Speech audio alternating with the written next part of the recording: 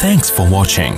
Don't forget to like, comment, share and subscribe to Mufti Tariq Masood, famous scholar. اس میں یاجوج ماجوج کا اللہ نے تذکرہ کیا ہے کہ حضرت ذوالقرنین جو تھے انہوں نے ایک علاقے کو فتح کیا تو وہاں لوگوں نے کہا کہ یاجوج ماجوج نے زمین میں فساد مچایا ہوا ہے، تو ہم آپ کو چاہتے ہیں کچھ اجرت دیں، آپ یاجوج ماجوج سے ہمیں بچا لیں۔ تو حضرت ذوالقرنین نے فرمایا کہ مجھے اجرت کی ضرورت نہیں ہے، جو اللہ نے مجھے وسائل دیے ہیں ان وسائل کے ہوتے ہوئے مجھے تمہاری کمیشن کی ضرورت نہیں ہے۔ کیا کیا؟ بلغ بین السدین، آتونی زبر الحدید حتی اذا ساوا بین الصدفین قال انفخوا حتی اذا جعلہ نارا قال آتونی افرع علیہ قطرہ۔ دو پہاڑ تھے، ان کے درمیان وادی کو سیسا بھر کے، لوہے کو پگھلا کے سیسا بھر کے راستہ بند کر دیا ان کا۔ قرب قیامت میں نازل نکلیں گے وہ، وَتَرَكْنَا بَعْضَهُمْ يَوْمَئِذٍ يَمُوجُ فِي بَعْضٍ۔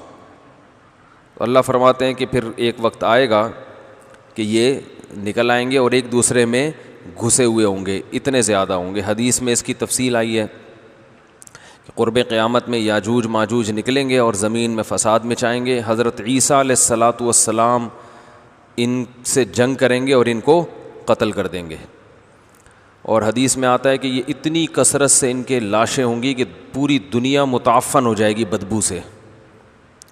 تو پھر اللہ بارشوں کو برسائے گا اور ان کی ندی نالوں میں دریاؤں میں ان کی لاشوں کو ڈالا جائے گا، بہہ جائیں گے یہ، اور اس طرح سے ختم ہوں گے یہ۔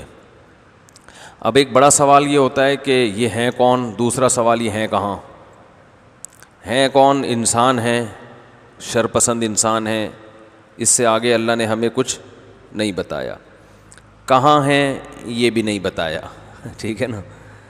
تو یہ جو اشکال کیا جاتا ہے کہ آج تو سیٹلائٹ کے ذریعے سب چیزوں کو دیکھا جا رہا ہے، تو یہ غلط ہے۔ پوری دنیا میں ایک ایک ذرے کو دیکھ لیا گیا ہو، ایسا نہیں ہے۔ اللہ نے اس قوم کو چھپایا ہوا ہے۔ حدیث میں آتا ہے کہ یہ نکلنے کی کوشش کرتے ہیں، دیوار چاٹتے ہیں چاٹتے ہیں چاٹتے ہیں، جب ختم ہونے والی ہوتی ہے تو کہتے ہیں ہم کل دوبارہ شروع کریں گے، کل اس کو ختم کر دیں گے، تو وہ دوبارہ اللہ اس کو ویسے ہی بنا دیتے ہیں جیسے پہلے دن تھی۔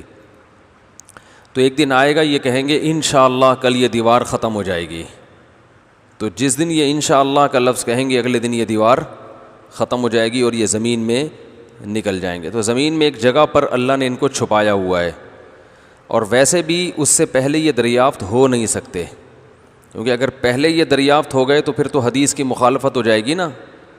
تو پہلے نہیں دریافت ہوں گے، جب ان کے نکلنے کا ٹائم جو اللہ نے رکھا ہے اسی ٹائم پہ یہ نکلیں گے اور زمین میں مار دھاڑ شروع کر دیں گے، بہت زیادہ فساد مچائیں گے، لڑائی کریں گے۔ تو بہت کثرت سے ہیں، مگر کہاں ہیں؟ اللہ نے اس پہ پردہ ڈال دیے۔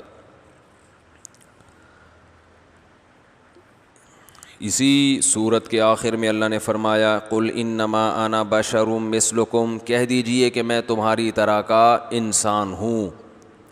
فرق کیا ہے؟ یوحا الیہ، مجھ پر وحی نازل ہوتی ہے۔ تو ہمارے نبی صلی اللہ علیہ وسلم اپنی ذات کے لحاظ سے بشر ہیں، حقیقت کے لحاظ سے کیا ہیں؟ بشر، انسان ہیں۔